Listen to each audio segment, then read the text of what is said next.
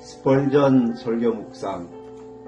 오늘은 1855년 7월 8일 주일 아침 설교 말씀으로 제목은 지혜로운 소원이며 본문은 시편 47편 4절 말씀입니다.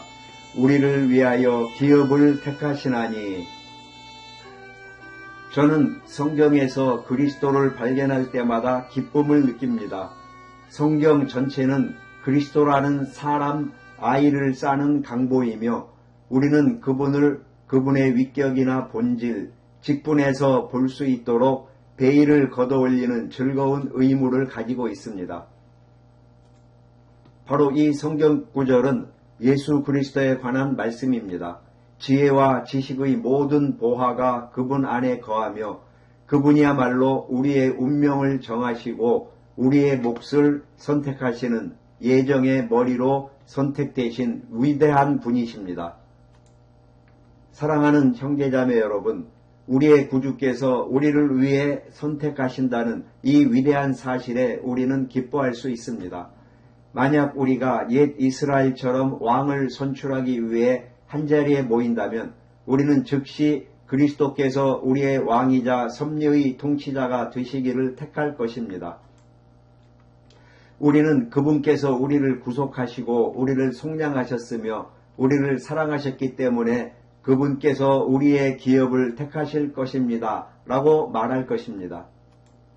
저는 이 구절이 오직 우리의 세상적인 기업에만 해당하며 영원한 운명과는 아무 상관이 없다고 주장하는 알마니안적 견해를 가진 설교자를 들은 적이 있습니다. 그는 지옥이나 천국을 선택하는 것은 상식만 있으면 누구나 할 수 있는 명백하고 쉬운 일이기 때문에 우리에게는 그리스도의 지혜가 필요 없다고 주장했습니다. 그러나 저는 우리가 올바르게 선택하기 위해서는 상식 이상의 무언가가 필요하다고 생각합니다. 우리가 선택해야 하는 것은 단순히 지옥 그 자체가 아니라 지옥을 낳는 죄와 우리를 형벌로 이끄는 정욕이기 때문에 어려움이 생기는 것입니다. 우리는 본성상 아래로 향하는 길, 곧 멸망으로 이끄는 길을 따르려는 경향이 있으며 주권적인 은혜가 없었다면 우리 중 누구도 천국으로 가는 길을 따르지 않았을 것입니다. 그러므로 한 사람이 천국에 그의 기업을 가진다면 그것은 그리스도께서 그의 기업을 선택하셨기 때문일 것이며 다른 사람이 지옥에 있다면 그것은 그가 스스로 그의 기업을 선택했기 때문일 것입니다. 우리는 이 문제에 있어 우리를 위해 선택해 줄 누군가가 필요합니다. 1. 첫째로 이 구절이 영광스러운 사실이라는 점에 대해 말씀드리겠습니다.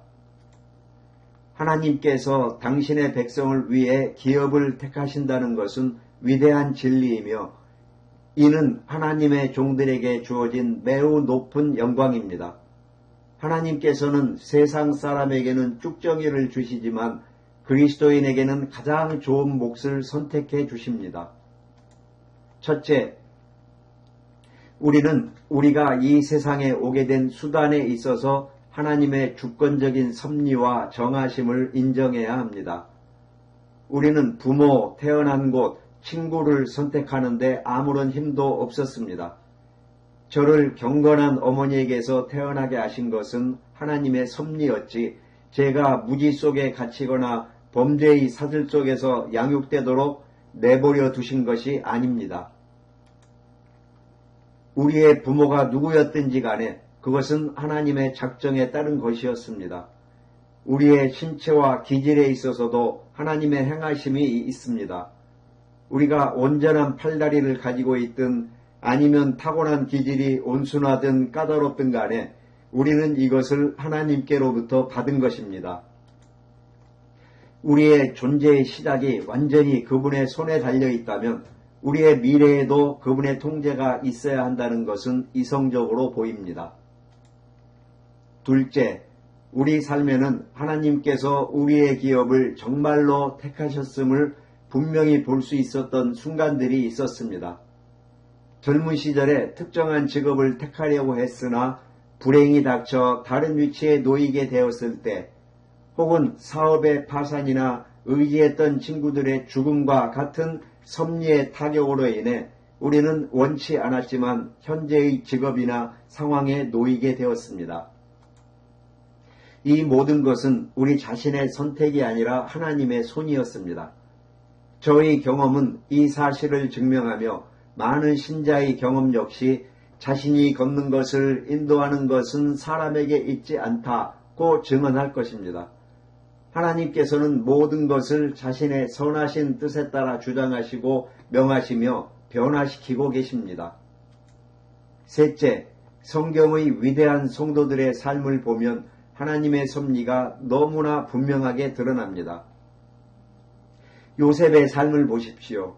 형들의 시기, 구덩이에 던져짐, 보디발 아내의 유혹, 감옥에 갇힘, 심지어 술 맡은 관원장의 망가까지도 이 모든 것은 궁극적으로 요셉을 왕위에 오르게 하려는 하나님의 섭리였습니다. 요셉은 당신들은 나를 행하려 하였으나 하나님은 그것을 선으로 바꾸사 라고 말했습니다. 모세의 삶 역시 그러했습니다. 그가 갈대상자에 놓인 특정한 장소, 바로의 딸이 그를 발견하도록 한 것, 그의 어머니가 유모가 된 것, 이 모든 것이 명백히 하나님의 섭리였습니다. 성경은 우리가 읽을 수 있는 섭리에 대한 가장 훌륭한 책입니다. 넷째, 성경 구절들도 이를 확정합니다. 이사야 45장 6절과 7절은 하나님께서 빛을 지으시며 어둠을 창조하시며 평안도 짓고 환난도 창조하신다고 직접 선언하십니다. 우리의 모든 환경, 선과 악, 심지어 고통과 빈곤까지도 하나님의 일입니다. 욥기 14장 5절은 그의 날이 정해졌고 그 달수도 주께 있으므로 그가 정하신 한계를 넘어가지 못하리이다 라고 말합니다. 잠언 16장 33절은 제비는 사람이 뽑으나 모든 일을 작정하는 것은 여호와께 있느니라 라고 선언합니다. 만약 단순한 제비 뽑기조차도 하나님에 의해 인도된다면 우리의 전 생애의 사건들은 얼마나 더 그러하겠습니까? 예수님께서는 너희 머리털까지 다 세신 바 되었나니 라고 말씀하셨습니다. 예레미야 10장 23절에서 선지자는 영감을 받아 여호와여 내가 알거니와 사람의 길이 자신에게 있지 아니하니 걸음을 인도하는 자가 사람에게 있지 아니하니이다 라고 말합니다. 제가 하나님의 백성의 삶이 정해져 있다고 말했을 때 혹자는 하나님을 죄의 창시자로 만드느냐고 물을 수 있습니다. 저는 결코 그런 비열한 교리를 주장한 적이 없습니다. 우리 안에 모든 선한 것은 하나님의 선물이며 악한 것은 아담으로부터 내려온 육신적인 후손을 통해 우리의 본성에서 자연적으로 생겨납니다. 2. 그리고 이제 교리에 대해 말씀드렸으니 이 구절이 아주 의롭고 지혜로운 기도라는 점에 대해 잠시 말씀드리겠습니다. 건조한 교리는 거의 쓸모가 없습니다. 이 교리가 우리를 돕는 것이 아니라 이 교리에 대한 우리의 동의가 우리를 돕는 것입니다. 우리가 이 진리를 받아들인다면 우리는 기도 가운데 주님께서 나의 기업을 택하소서라고 말하게 될 것입니다. 첫째, 주님께서 나를 위해 나의 은혜를 택하소서. 사랑하는 여러분, 우리는 종종 우리 자신의 은혜를 선택하려고 합니다. 부자는 가난한 자의 안식을 부러워하고 가난한 자는 부자의 물질적인 은혜를 갈망합니다.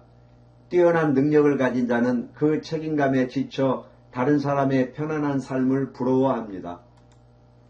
우리는 건강이 있든 부가 있든 도시에 있든 시골에 있든 결코 우리의 은혜에 만족하지 못합니다.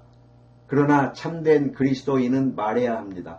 높든 낮든 부자든 가난하든 주님께서 나의 기업을 택하소서.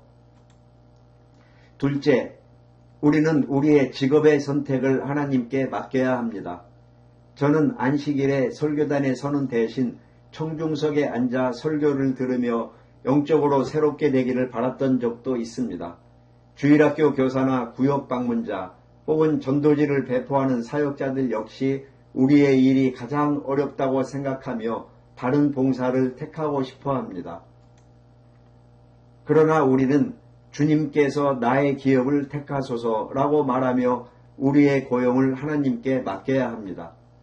마치 천국에 두 천사가 있는데 하나는 도시를 다스리는 일이고 다른 하나는 거리를 청소하는 일이라면 그들은 어느 것을 할지 잠시도 멈추지 않고 하나님께서 명령하신 것을 기쁘게 행할 것입니다. 그리스도인도 이와 같아야 합니다.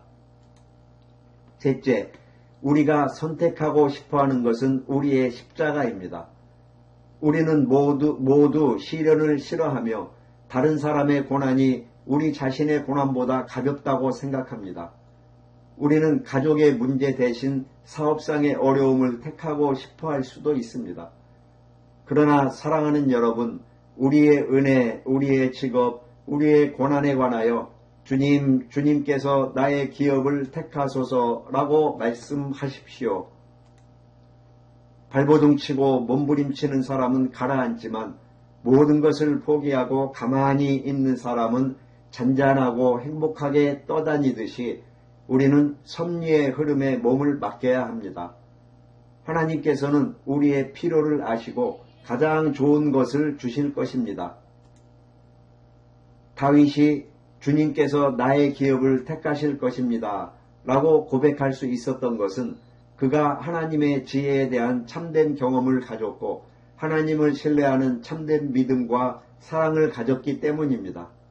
사랑은 신뢰할 수 있으며 다윗은 자신의 기록되지 않은 삶의 두루마리를 주님께 드리고 원하시는 대로 기록하소서라고 말했습니다.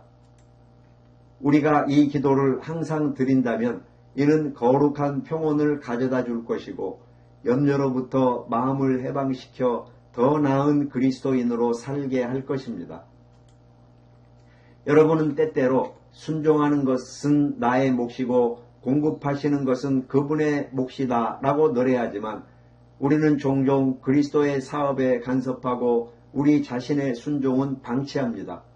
이제 순종하는 부분을 취하고 그리스도께서 공급하시는 부분을 맡도록 하십시오.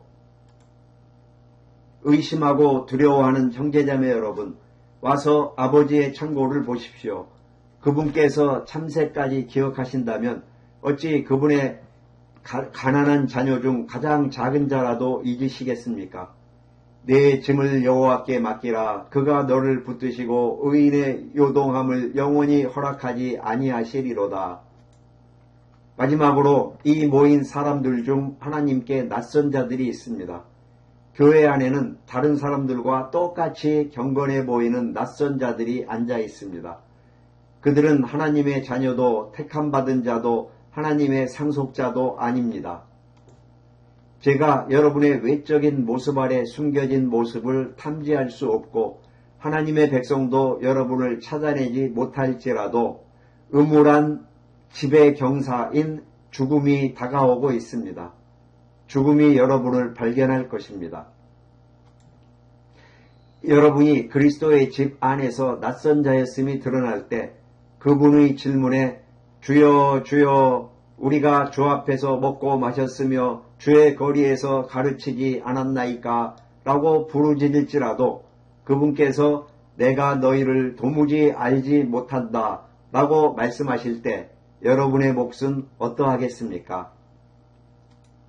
저는 여러분이 그리스도의 보좌로 나아가 그분의 자녀로 여겨지기를 간구하며 그때서야 제가 여러분에게 주님께서 나의 기업을 택하소서라고 기도하라고 권할 것입니다.